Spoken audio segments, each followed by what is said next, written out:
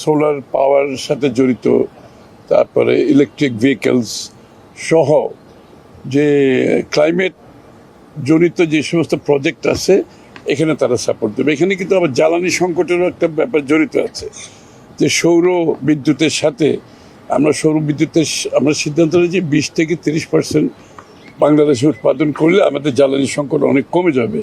এখানেও তারা সম্মত হয়েছে সাপোর্ট দেওয়ার জন্য।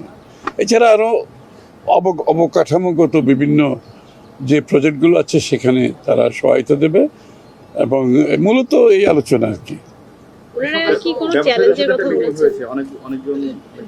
ব্যবসায়ীদের সাথে মূলত আর কিছু না, ব্যবসায়ীদের সাথে আলোচনা হচ্ছে ব্যবসায় তাদের সংকট কি তাদের সেটা জানতে চেয়েছেন প্রাইম মিনিস্টার, তাদের কাছ থেকে শুনতে চেয়েছেন যে বাংলাদেশে তো ব্যবসার উপর অনেক সংকট বিগত দিনে আমরা শুনে আসছি, যে cost of doing business, is of doing business, এগুলো তো অনেক সংকট তো আছে। তো উনি ওনাদের মুখ থেকে শুনতে চেয়েছিলেন, ওনারা বলে গেছেন এবং এগুলো নোট নেওয়া হয়েছে।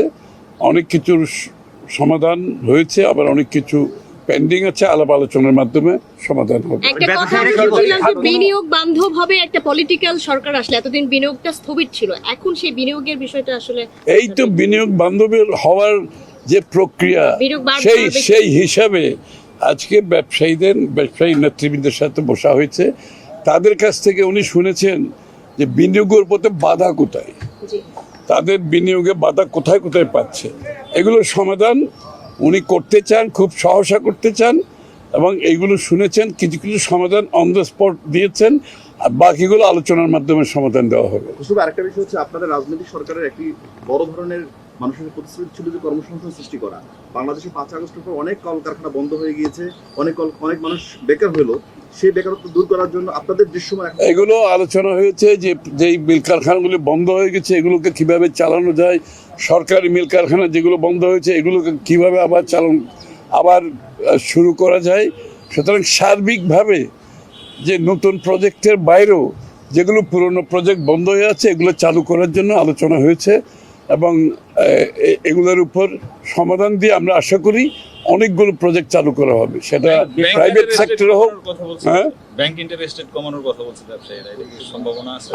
সেটা আলোচনাই হয় না। বেসরকারি খাত কোন উপদেষ্টা কমিটি করা হয়েছে কিনা বেসরকারি খাত নিয়ে?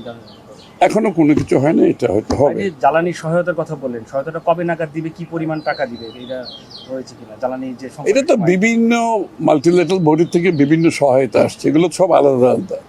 তো সুতরাং আমরা সহযোগিতা পাচ্ছি মাল্টিল্যাটারাল বডিগুলোর থেকে, সহযোগিতা পাচ্ছি, এবং আশা করি এগুলোর সাথে সাথে আমরা দেশীয় সম্পদ দিয়ে সব কিছু মিলিয়ে এখনো পর্যন্ত তেমন কোনো সমস্যা হয়নি। আশা করি আগামীতে কোনো সমস্যা হবে না। আপনাদের সরকার বাজেটের কোন কোন বিষয়ে বেশি প্রাধান্য চিন্তা করছেন? ওটা বাজেট আসুক তারপর